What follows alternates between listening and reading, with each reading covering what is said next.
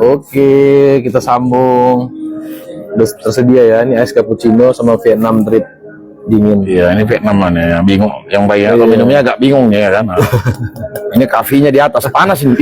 Panas loh ini, Bang. Iya, itu kopi panas di dalamnya Iya. dingin, drip. Nah, oke kita geser dah, dikasih tahu minuman. Untuk episode 3 ini entar kita judulnya ntar dulu kita makan dulu. Tempe. Ya, makasih ya. kasih ya, Dak. Makasih ya. Oke. Lampak-lampak dikit lah ya kan. Oke. Oke, episode ketiga ini kita membahas soal apa? Bahasa Inggrisnya itu marriage is scary atau pernikahan itu menakutkan katanya. Sebenarnya udah banyak dijelasin orang sih. Katanya bukan pernikahan yang menakutkan, tapi antara pria atau wanita yang salah yang bikin menakutkan. Gimana menurut Musuh? Itu sebenarnya pernikahan yang menakutkan atau orang yang menakutkan sebenarnya? Karena kan ada cowok yang salah, ada cewek yang salah. Kita konteks kita dua-dua ini kita belum nikah nih, Sob. Jangan-jangan kan juga termasuk orang yang pernikahan itu menakutkan. Karena kayak kita nih belum nikah sekarang. Sob. Bukan kita dua yang nikah ya. Maksudnya kita belum menikah nih di umur segini. Kita nggak bilang umur berapa ya. Tapi kita jangan-jangan kita termasuk oknum yang takut nikah. Gimana menurut Kok kayaknya salah satu orang yang takut nikah juga nih. Gimana pendapatmu mengenai marriage is scary-nya? Agak pribadi jadi awak ngomongnya. Personal enggak? Gimana menurut Jadi gini. Pendapat jujur nih, pendapat jujur ya kan? Kan prinsip setiap orang kan beda-beda ya. Iya betul. Jadi agak berat nih enggak? jadi sebenarnya kan Karena yang ngomongin juga belum nikah, jadi cocok. Kita pernikahan itu menakutkan nggak? Kalau kita belum nikah, kenapa belum nikah? Takut kok ya? Ya kan? sebenarnya ini cocoknya ke wanita-wanita sih.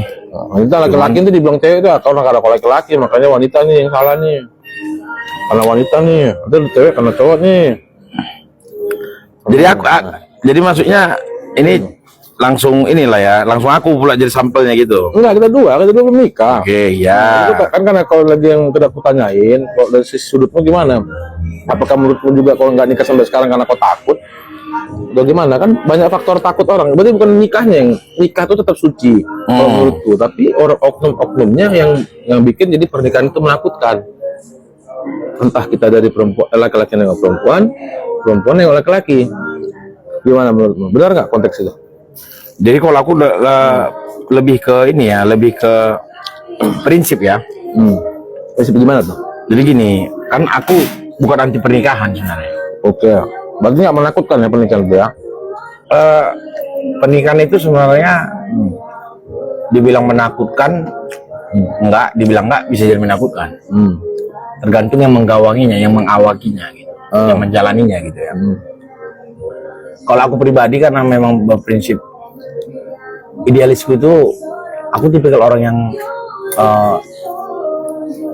demokratis gitu ya. Maksudnya memang ada sisi ketakutanku yang menganggap pernikahan itu seperti penjara. Tapi kan tetap balik ke konsep aku ngomong tadi.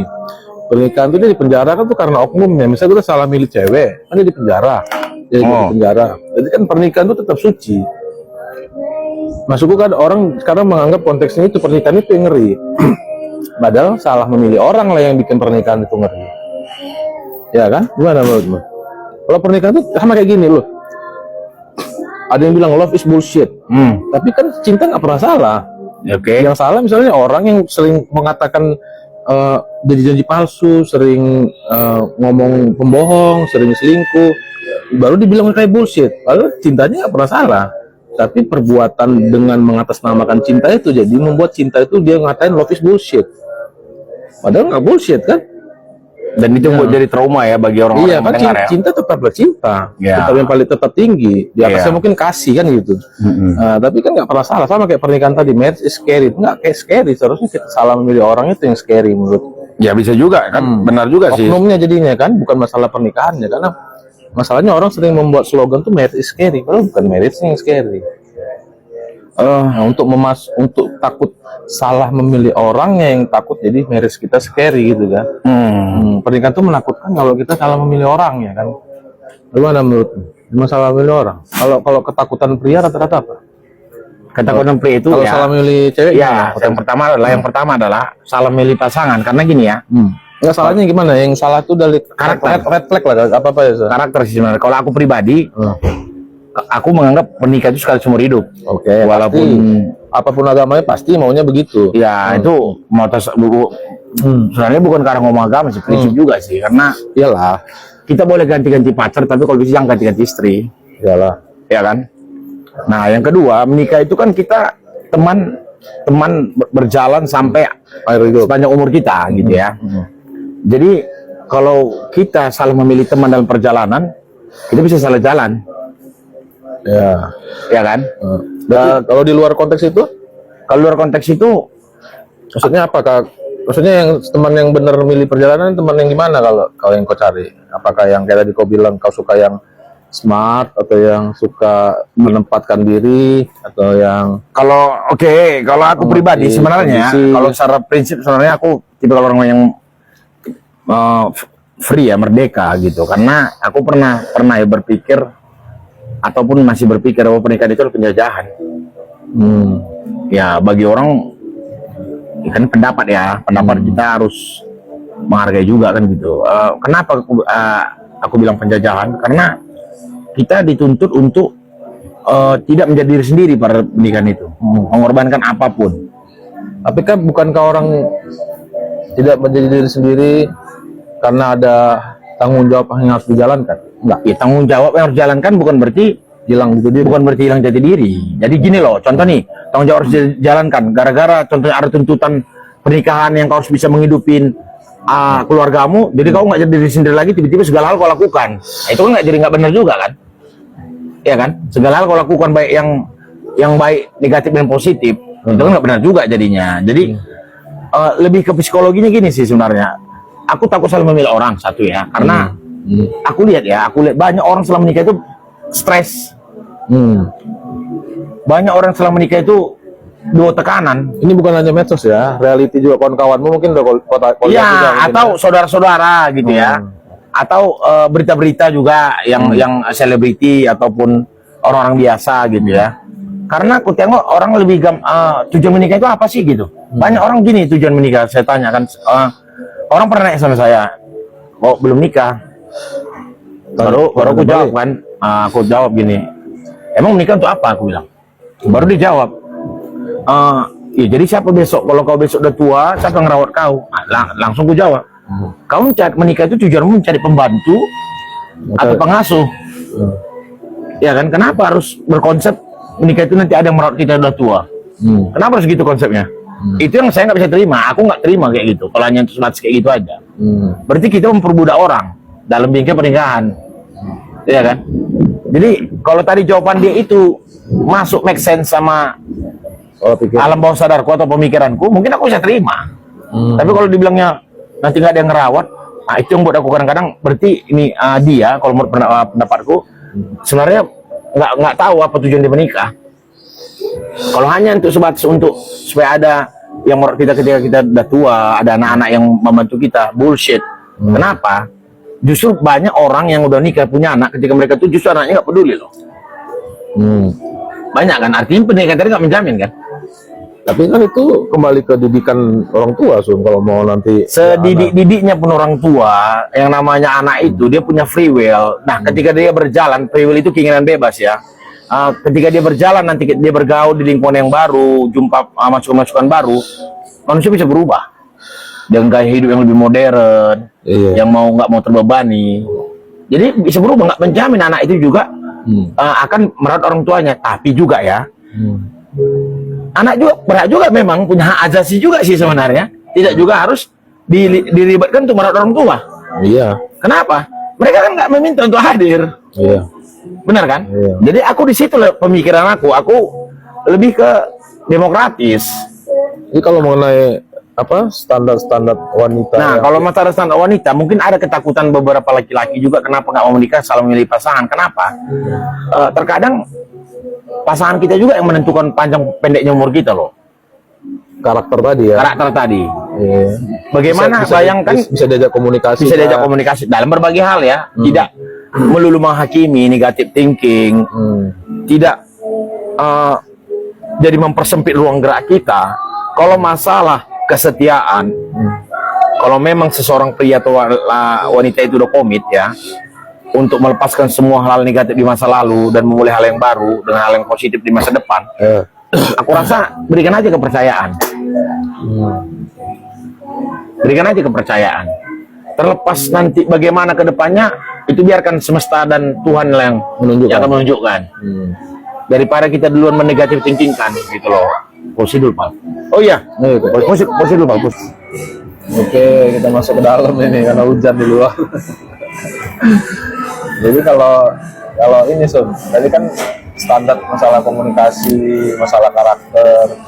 Kalau yang ditakutin cewek misalnya, oh kalau cewek nggak kerja katanya atau nggak punya harta, ditinggal suami, diceraiin, jadi banyak sekali wanita yang jadi single mom yang nggak kerja karena dibikin dia oh harus di rumah, suami yang kerja, terus tiba-tiba suaminya selingkuh, terus cerai, terus posisi dia nggak kerja. Gimana posisi ya? Jadi hal menakutkan bagi wanita, oh menjadi single mom yang nggak ada kerja. Nah, sebenarnya kan itu gimana tuh? Sebenarnya itu konklusinya gini, hal yang takutkan wanita adalah dalam pernikahan itu ekonomi ya, jatuhnya kan. Iya, itu. Ya kan itu kan ekonomi yang gue bilang selama ini kan suami sanggup, tiba-tiba ditinggal. Iya kan. Jadi kan ekonomi artinya. Sebenarnya suaminya ekonomi deh kan. Iya. Jadi kalau untuk perempuan sebenarnya untuk kita nggak mendoakan untuk menjaga hal kayak gitu, kalian menggali potensi dalam diri kalian. Dalam artian begini, jangan 100% tergantung pada suami, mau semampu apapun suami kamu, karena kita nggak tahu ada badai apa di depan menunggu. Ya kan, kita nggak bisa prediksi kan, badai apa nih contohnya, orang ketiga, maaf cakapnya dalam tanda kutip kematian, itu badai kan. Jadi kalau bisa sebagai perempuan, kalian mempersiapkan diri kalian dengan apa? Dengan soft skill, contohnya jual online, mengembangkan hobi yang bisa menghasilkan uang, ya jualan online ataupun buat makanan bisa dijual, konten kreator contohnya, atau mulai mengumpulkan relasi-relasi, ya nggak tahu kan, silaturahmi jaringan. Jadi kita nggak ngerti apa yang akan terjadi ke depannya. Jadi kalau untuk perempuan, tapi itu dengan konteks saling menjaga kepercayaan sebenarnya. Iyalah, karena kalau nggak saling menjaga kepercayaan, itu jadi susah. Jadi pernikahan itu nanti lama-lama seperti bom waktu yang akan bakal meledak menghancurkan. Nah, yang kedua, kita harus juga kalau sudah menikah, kalau bisa, tolong kebiasaan-kebiasaan waktu ketika kita masih single itu dibuang. Masa lalu itu semua dilepas secara totalitas. No baper-baper lagi dengan masa lalu. Walaupun nanti suatu saat kan nggak mungkin kan hubungan pernikahan itu selalu langgeng, bisa aja ada percikan-percikan masalah atau komunikasi yang nggak sehat, contohnya berantem gitu ya. Bukan berarti Anda langsung curhat ke mantan Anda, itu jadinya memperkeruh masalah jadinya. Di situ loh makanya terjadi celah-celah perselingkuhan. Itu komunikasi yang nggak baik tadi tuh. Iya. Jadi kalau soal KDRT ini kan isu hangat di media terus, KDRT. Yang suaminya pada pacaran kalem-kalem, rupanya pas lagi sudah nikah ternyata wujud aslinya ternyata psikopat. Jadi gini ya, sebelum dia tadi berbicara KDRT atau dengan segala embel-embel di belakang itu, sebenarnya pertanyaan besarnya bukan itu sih menurut aku. Sebelum menikah itu seharusnya kan penjajakan. Ada topik yang harus kalian bahas lagi sebelum nikah itu, yaitu apa? Ya apa yang harus dibicarakan dengan pasangan sebelum menikah sebenarnya. Jangan dulu kita terlalu masuk ke dalam topik. Contohnya bukan hal yang KDRT atau perselingkuhan bla bla bla. Anggap ini belum menikah dan kemudian akan menikah. Ya, dua pasang, sepasang gitu ya. Nah, kalau aku pribadi yang harus dibicarakan itu adalah hal-hal yang mendasar dulu dalam pernikahan gitu loh. Hal-hal mendasar, contohnya ya seperti yang tadi saya bilang adalah apa yang harus dibicarakan dengan pasangan sebelum menikah. Apa nih contohnya? Yang pertama soal seks, soal uang, ya kan? Terus rencana Tunggu dulu, soal riwayat kesehatan, oke. ya kan penting kan? Ya, planning ke depan gitu. Nah, soal riwayat kesehatan, soal anak, ya kan? Soal lifestyle, gaya hidup setelah menikah, soal spiritualitas, Ya, keagamaan. keimanannya gimana, Ya, ya kan? Baru setelah menikah itu mau tinggal di mana, ya. iya kan? Baru yang terakhir itu Keluarga juga. apa tujuan menikah? Hah? Apa tujuan menikah? Iya. Sama Jadi- visi berarti ya. Jadi kenapa aku bilang harus dibicarakan dulu apa yang harus dibicarakan sebelum dengan pasangan sebelum menikah itu kita mau jangan sepele soal seks contohnya, maaf ya. Jangan sampai Tabu. kita nggak tahu pasangan kita itu diam-diam mempunyai preferensi Atau orientasi. orientasi seks yang Aneh. mengejutkan, Iya. yang menyimpang, contoh BDSM, Iya. hypersex, Iya. threesome. Kita nggak ngerti, tiba-tiba nanti ketika menikah ternyata kebiasaan itu muncul dan itu membuat pasangan Masturbasi. Iya kan, tiba-tiba dia ternyata suka masturbasi. iya fantasi yang berlebihan gitu. Ternyata nanti ketika menikah pasangan kita terkejut. Ternyata juga kayak gitu. Kok gini ya? Aku nggak tahu selama ini. Jadi jangan sepele kenal begitu gitu loh. Makanya ada juga apa ya? Ada juga nanti setelah menikah itu pasangan pasutri itu turun gairahnya setelah menikah setahun 2 tahun. Terus setelah punya anak ya. Ya bagaimana nyikapinya? Itu harus dibicarakan. Nah kalau masalah uang, Berarti harus kreatif lah iya, pasangan. iya. Kalau mencari uang, kalau soal uang harus dibicarakan siapa pencari nafkah yang utama. Atau pada saat kondisi misalnya Iya. suaminya yang kerja kontrak. Iya. Nah, gimana nanti kalau saat Atau setelahnya freelance, habis, iya. freelance suaminya. Nah, Ya kan, apa istri bekerja, gimana ngatur keuangan keluarga gitu ya, punya hutang, terlibat pinjol nggak di masa lalu, bagian uangnya iya penyisian, terlibat pinjol nggak salah satu pasangan di masa lalu, kan harus bicarakan, jangan nanti tiba-tiba Berarti ketika sudah menikah, pasangan mau bilang sayang apa, aku ada utang loh sebelum menikah kemarin, kacau nggak itu, Iya, BI checking. men, come on. BI checking gagal. BI checking gagal, mau mengadakan pinjaman loan kredit lunak nggak bisa gitu loh, di reject dimanapun. Udah gitu blacklist loh. loh ya. Di blacklist gitu loh ya kan. Jadi makanya harus maaf cakap itu apa ya, harus dibicarakan gimana pendidikan anak nanti, dari mana sumber keuangannya. Itu sebelum menikah loh, jangan setelah menikah membicarakan itu. Kalau aku bilang, Iya ya. iya kan. Nah jadi kalau yang ketiga itu soal riwayat kesehatan, itu penting loh. Iya. Kita kan nggak tahu, bukan berarti kita nggak menerima pasangan kita padanya ya. Ya, tapi ada kok medical check up sebelum menikah. Nah, itu bagi pasangan-pasangan yang memang satu mampu secara ekonomi, bisa medical check up. Tapi alangkah baiknya kita jujur dengan pasangan, apa penyakit yang selalu menyerang kita, yang kita derita apa. Itu penting, biar pasangan kita bisa ada awareness, ada kewaspadaan untuk menjaga tiba-tiba suatu saat penyakit itu kambuh, dia tidak terkejut batin, tidak gampang gugup gitu loh. Ya, yang kedua kan bisa juga masalah psikologi atau kejiwaan pasangan. Kita nggak tahu nih, tiba-tiba yang kita nikah ini temperamentalnya tinggi, Iya. atau diksinya, bahasanya kalau berbicara itu kasar, kotor, walaupun bercanda. Kan kita nggak tahu nih, ada tiba-tiba pasangan kita cakap bahasa kasar sama kita, bisa juga secara mental kita nggak terima, kita balas langsung, sehingga terjadi konflik. Dimulai dari konflik verbal, kemudian menjalar ke konflik fisik. Kemudian menyerang mental. Iya. Itu harus dibicarakan di kesehatan begitu. Jadi jangan menganggap pernikahan itu ada duit, aku bisa menyediakan sinamotmu kalau dalam suku ya, atau uang hantaran, ada uang pesta dan nikah, kita nggak kayak itu, men. Iya, gua Not as simple as that. Pokoknya gitu. komunikasinya dari segala Iya. bidang tadi nggak sama. Iya. Baru yang kita bahas itu apa, soal anak.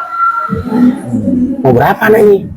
Itu kan harus dibicarakan. Jangan egosentris. Contohnya, aku laki-laki, lo yang cari makan, ya mau bebas dong mau berapa anak. Jangan gitu. Kenapa?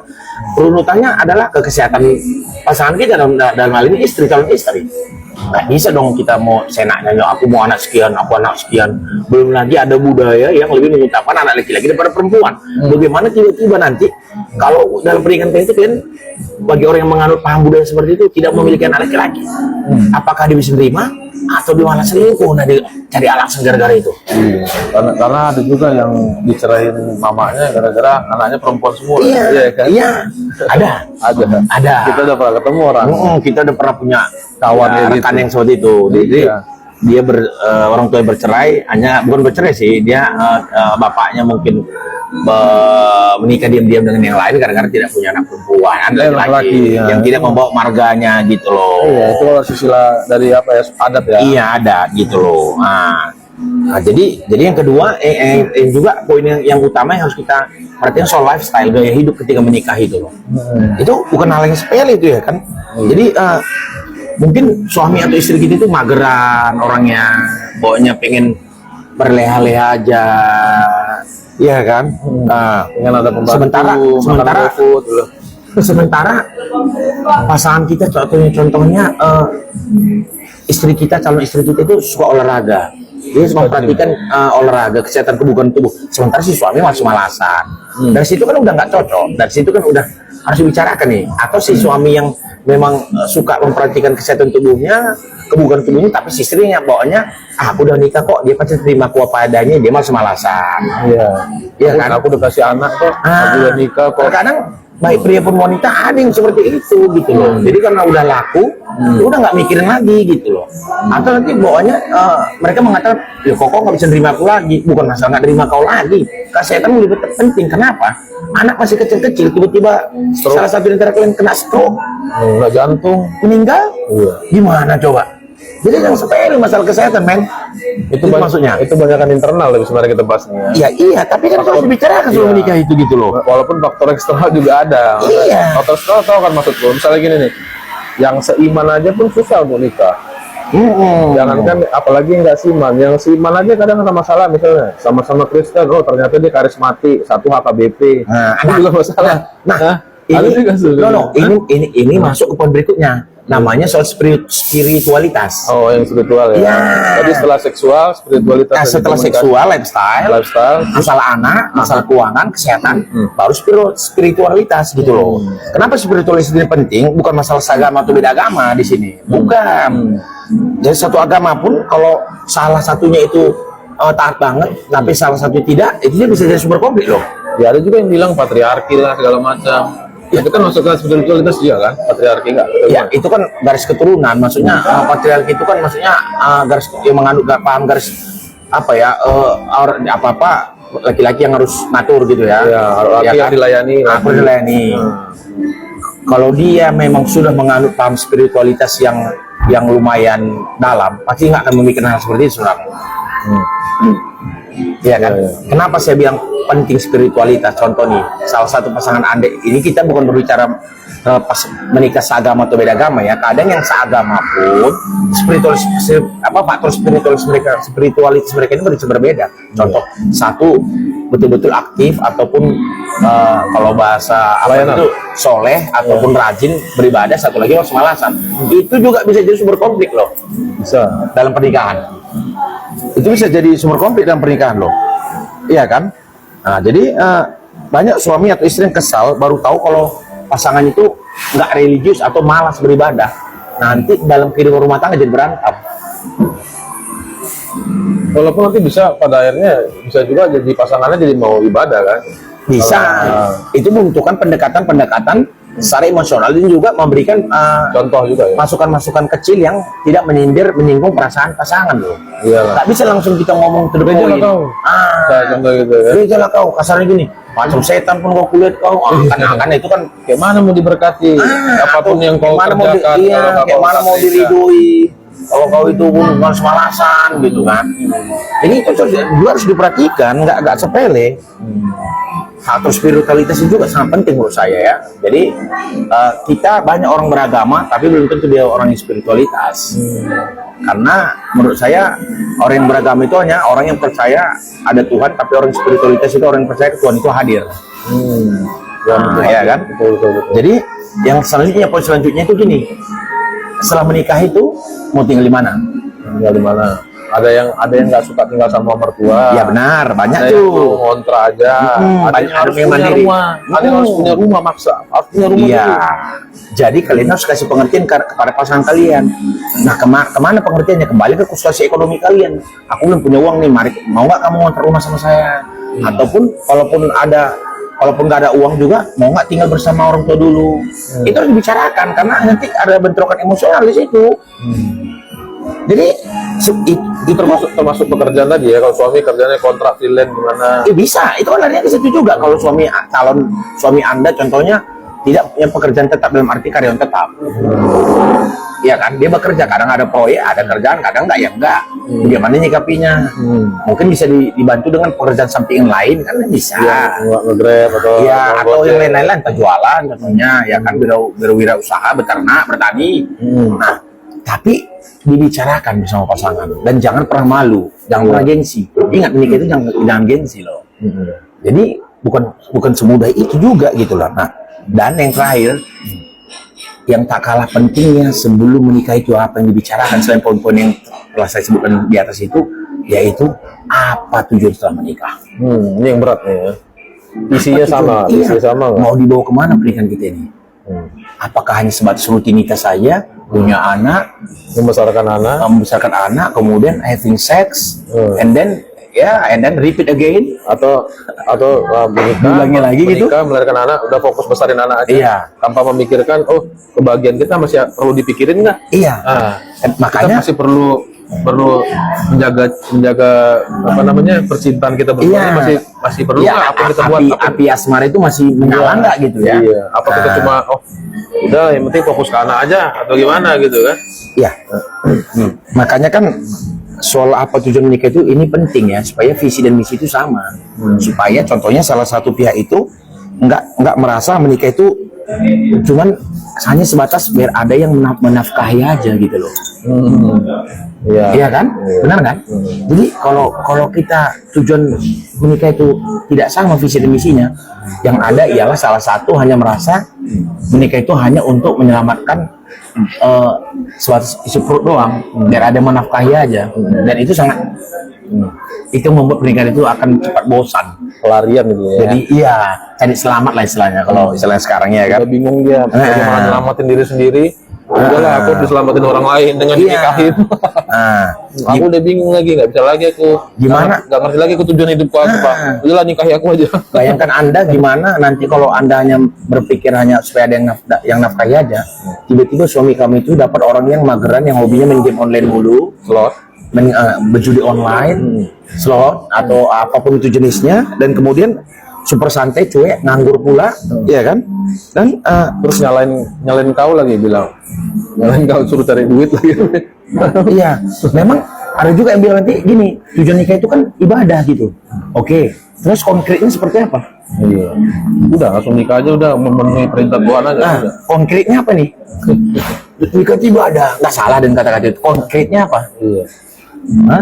Realnya apa nih? Setelah nikah ibadah, realnya apa? Kan dari nikah itu apa? Iya, jadi jangan nanti itu tadi Anda ketemu pasangan juga yang perempuan juga yang hanya menyerahkan hidupnya ke laki-laki doang. Nah, tiba-tiba pasangan Anda meninggal sakit jantung atau karena penyakit, Anda jadi apa? Asal tinggal.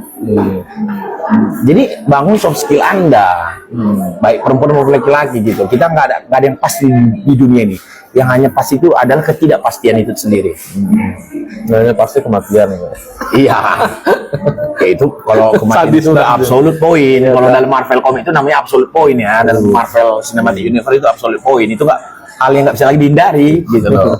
Nah, jadi makanya saya bilang tadi itu tadi. Jadi menikah itu poin-poinnya itu jangan dulu setelah menikah, sebelum menikah ini yang kita tekankan di sini. Iya.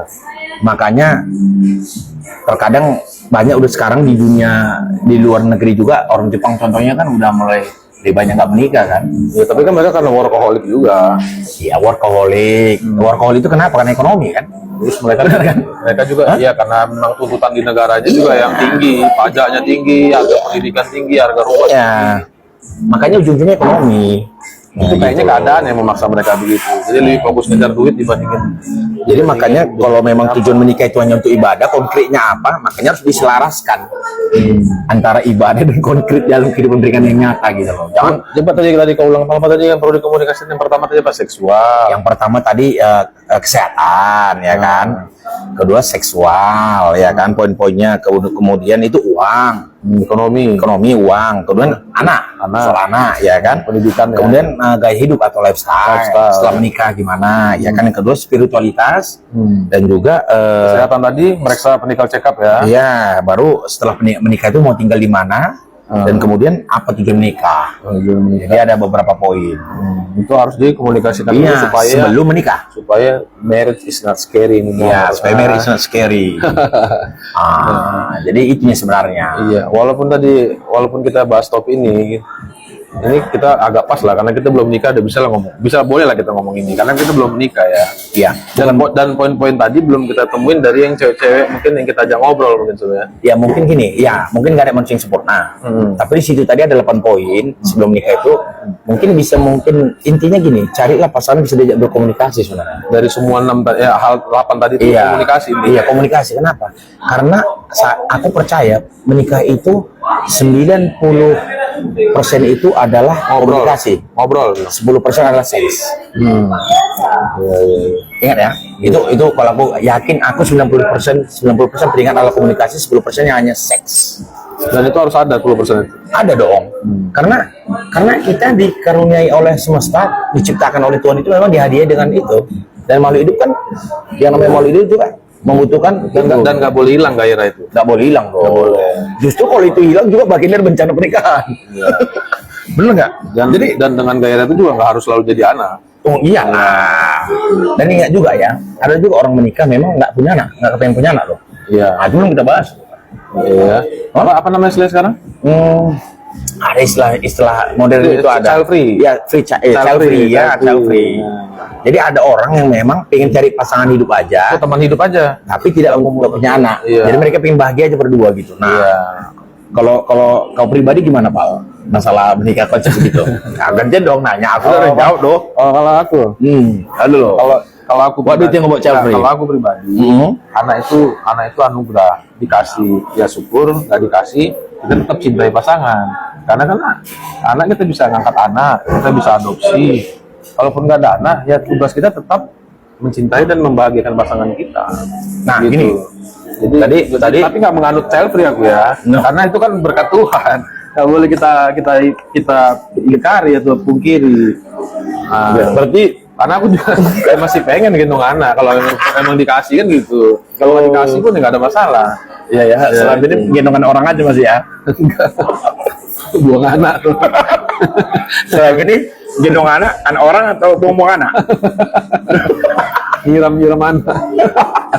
Atau ngenain anak orang? Yang mana ini? Banyak nih lo kasih anak ini. Antara ngenain sama dienain lah. No. Guys, jadi kita kan ada canda-candanya guys ya. Iya. Supaya nggak kaku-kaku kali, ya kan? Jadi itulah kalau child free nggak salah tadi ya. Nggak salah. Karena kan Berarti konsep inti dari pernikahan itu kan kebahagiaan. bagian. Berarti Mungkin dia bahagia nggak tanpa anak kan gitu. Iya. Ada yang bahagia dengan merasakan pulang kerja selalu lihat anak. Oke. Ada gitu kan? Nah, artinya kau udah mengakui bahwasanya kau nggak bisa child free. Nggak bisa, aku nggak child free. Sayang. Aku nggak pengen Karena dia adalah tipe pria kesepian. besar kesepiannya. Ya kan? Ya.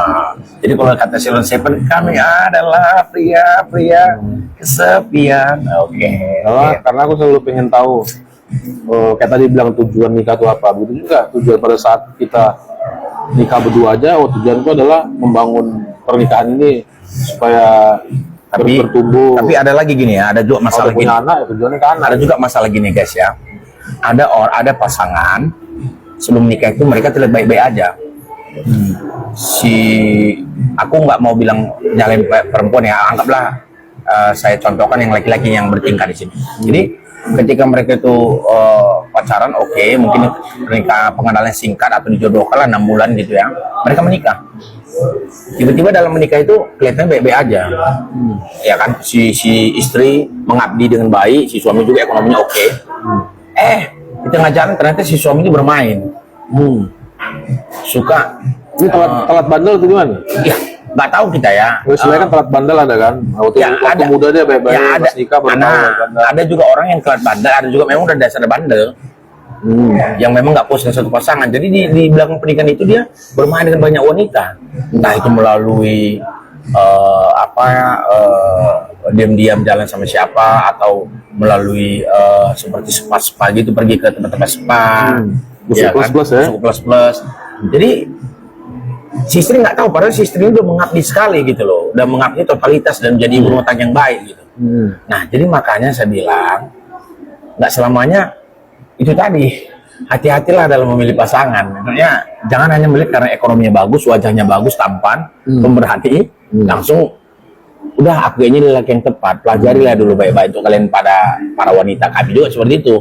Kami juga hati-hati juga terhadap wanita nih, karena wanita ini ada yang cantik bening juga. Wanita bisa mencintai dua orang sekaligus tanpa diketahui. Iya. Dan bisa sama rasa cintanya malah. Bisa sama. Iya. Cuman dia yang sejatinya itu, yang paling dia suka tuh yang gak bakal bisa dia tolak ajakannya gitu. Iya. Pokoknya yang diusahakannya kali kayak mana situasinya gitu ya. Aduh, tumben-tumbenan ini cinta sejatiku dulu. Nah, paling udah nikah gitu. Iya. Jadi makanya kita ini harus saling waspada, kali waspada kali pun waspada. Ya. Tapi ya itu terserah kalian lagi. Jadi yang penting kita kan sini nggak mau menghakimi. Yang laki-laki banyak juga yang kurang ajar, yang perempuan banyak juga gitu ya. Jadi makanya hati-hatilah dalam memilih pasangan. Kalian harus perhatikan poin-poin 8 poin tadi. Nah, jangan pernah sepelein. Pokoknya jangan bilang pernikahan itu menakutkan, dan juga jangan bilang perceraian itu sangat gampang. Jangan begitu. Ya kan, Su? Ya. Karena kesannya gini, di video-video semua di medsos ini jadi kesannya, kalau nggak cocok cerai. Gampang banget. Ini cerai, selingkuh cerai, KDRT cerai. Nah, Tanpa mengetahui kosnya atau namanya sebabnya. Ya. Awalnya apa? Atau sebelum menikah tuh tidak mengetahui yang 8 tadi. Ya. Ditanyain.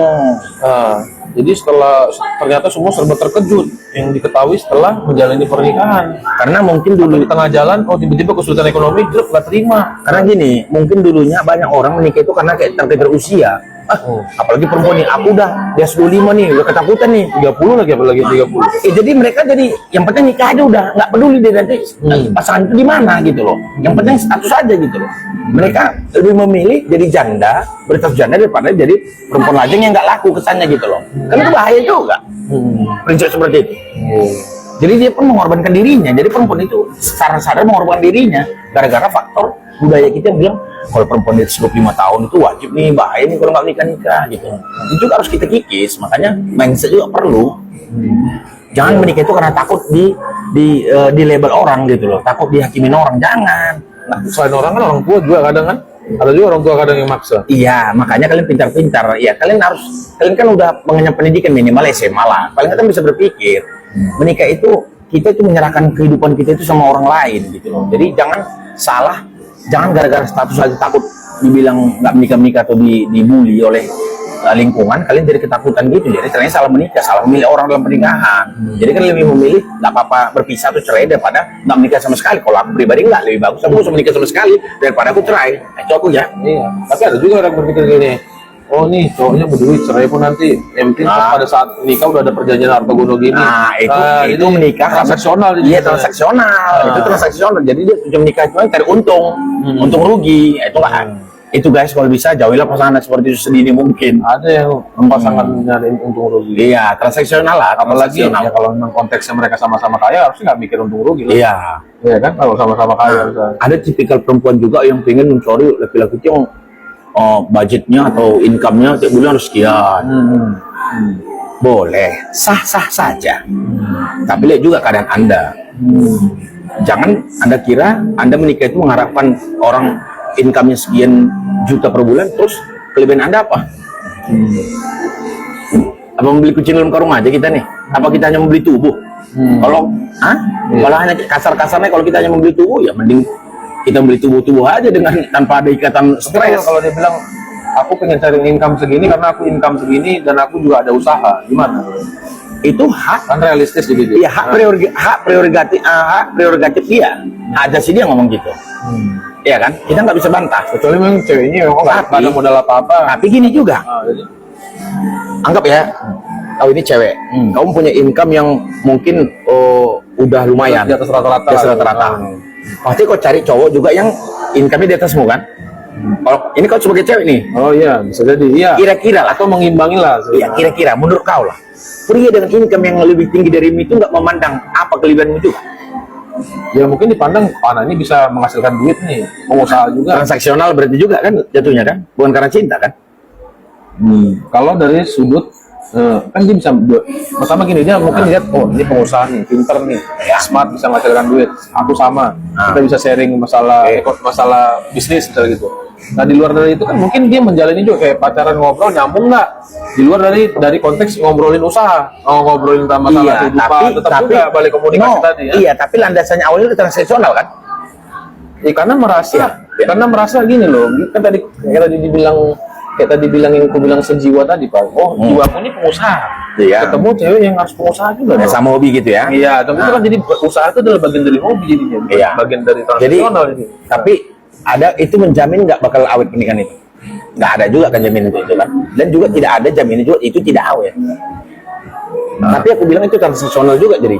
Tetap harus tambahan tadi, gue bilang komunikasi 8 tadi harus diomongin juga. Iya. Karena supaya Jadi awet, gini. walaupun dia otak pertamanya pengusaha, tapi yang 8 tadi itu harus dibahas.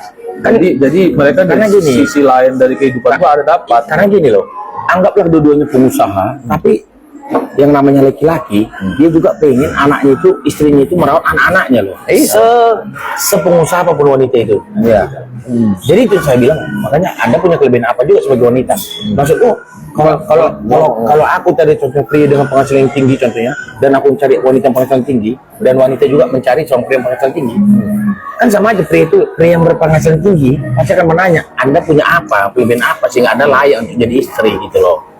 Apalagi Udah jadi ibu anak-anakku lah. iya, apalagi kalau orang yang udah penghasilan tinggi biasanya mindsetnya pasti udah edukasinya tinggi loh. Benar nggak? Kalkulasinya tinggi kan jadinya kan? Karena nggak mungkin dong orang yang berpenghasilan tinggi kalkulasinya rendah, nggak mungkin. Dia akan melihat sisi psikologis wanita juga selain dia mempunyai penghasilan yang tinggi. Jika ada pilihan dua orang, satu wanita penghasilan tinggi tapi apa-apa lebih transaksional daripada ada wanita dengan sederhana yang tidak penghasilannya biasa aja tapi tidak transaksional, aku rasa pria yang berpenghasilan tinggi akan memilih wanita sederhana yang penghasilannya pas-pasan daripada ego dengan tapi dia mau jaga rumah dan anak-anak gitu. iya, karena dia merasa dia sanggup untuk cari uang gitu loh.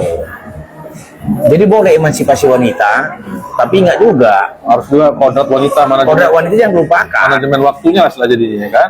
Mana di usaha, mana di rumah dia harus tahu aturnya kan. Jadi wanita karir itu bagus, tapi bukan berarti melupakan kodratnya. Dan jangan menyepelekan pasangan ketika income lebih tinggi daripada income pasanganmu. Kalau kau udah menyepelekan, maka pasanganmu akan memikirkan mencari wanita lain lagi yang lebih menghargai dia. Bisa berikan itu menghargai nomor satu. Dia akan mencari perempuan yang bisa menganggap dia itu dewa, yang menganggap dia itu ada penolong daripada yang menganggap dia pecundang. Gara-gara perbedaan penghasilan. Di situ dan mulai perselingkuhan. Itu bagian dari terjadinya ketakutan itu ya. Ketakutan itu, konflik itu berasal dari konflik psikologi sebenarnya. Tidak dihargai, merasa disepelein. Baik itu dalam aktivitas seksual sekalipun bisa orang selingkuh karena nggak dihargai pasangannya, disepelein. Dia mengetahui imajinasi atau kemauan pasangan. Jadi ada baiknya juga membicarakan masalah fantasi masing-masing, apa yang disuka, apa yang tidak disuka. Jangan yang mikirkan aku nggak mau, aku harus kayak gini. Si juga nggak mau, aku mau kayak gitu. Aku harus kayak gini. Langsung aku begitu, Nggak bisa bos. Kalau kau udah nikah itu, cakapnya idealisme harus kau geser sedikit. Jadi idealis bersama jadinya, bukan idealis pribadi. Bukan mau idealis pribadi sendiri. Benar kan? Masuk akal kan?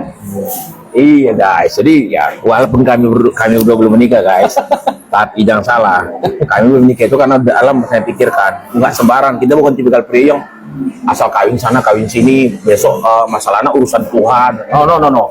Kami nggak seperti itu guys ya. Kami ingin punya anak yang terkonsep gitu loh. Kalaupun menikah gitu. Kalaupun nggak menikah, oke, ini pemain, ya kan? So far so good. Kalau aku pribadi, kalau nggak teman saya mungkin nggak sanggup.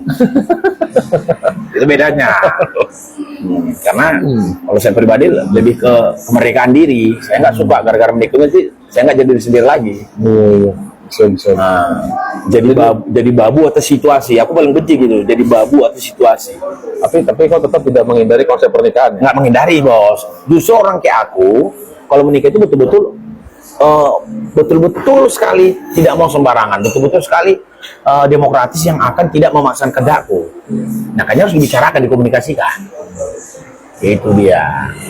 Karena 90% pernikahan adalah komunikasi, 10% hanya having sex. That's it. Gitu, guys. Oke. Kita ending dulu percakapan ini. Kalau ada yang mau ditambahin bisa tulis di komentar. Ya. Kalau ada mau topik lagi yang mau dibicarakan, boleh juga ditulis komentar. Tulis komentar, bisa DM. Bisa Bisa DM ke saya atau ke teman saya nih. Kita bawain nanti. Kita bahas lagi panjang lebar lagi. Pokoknya aman lah. Tenang aja. Demikian cakap-cakap receh sore ini. Nanti kita ketemu lagi di episode selanjutnya. Ini episode 3 selesai. Kita apa? Check out. We're signing out Signing out kita. Signing out bersama Malas Cerita. Malas Cerita podcast episode 3. Nanti kita lanjut lagi. Kita bahas lagi. Kita lihat mana yang tren perlu dibahas. Stay healthy. Komen-komen. Tetap intinya jangan takut. Semua bisa dikomunikasikan. Jauhi narkoba, judi online, selingkuh, korupsi, kekerasan pada pasangan, sahkan perampasan aset. Jadi kan lain. Sahkan undang-undang kekerasan pada wanita dan anak-anak, sama hak tanah adat. Iya, Bang. Sama boleh jadi wanita independen tapi jangan pernah sepelekan pasanganmu. Iya, betul. Jangan pernah rendahkan. Jangan pernah mengukur dalamnya lautan. Iya. Iya kan? Iya. Karena kita nggak akan pernah tahu ukuran pasti dalamnya lautan. Begitu juga dengan hati manusia. Saling menghargai manusia satu dengan yang lainnya. Kayak tetap kompak, tetap bersatu. Jadi jaga hubunganmu agar kau tidak menyesalinya ke kemudian hari. Iya. Oke, jangan cinta karena masalah fisik aja, karena fisik itu sesuatu yang fana, yang akan tergerus oleh sering berjalannya waktu, Akan meredup dengan sendirinya. Iya, jadi selama gairah mati, wajah juga mati, Ya. aura aura mati. Iya, mau secantik apapun kalau gairahnya mati, auranya hilang. Bukan kodam ya. Bukan cek kodam ya, aura. Kodam ya, aurat. Aura. Oke, Malas Cerita signing out. Thank you guys. Sampai jumpa lain kesempatan.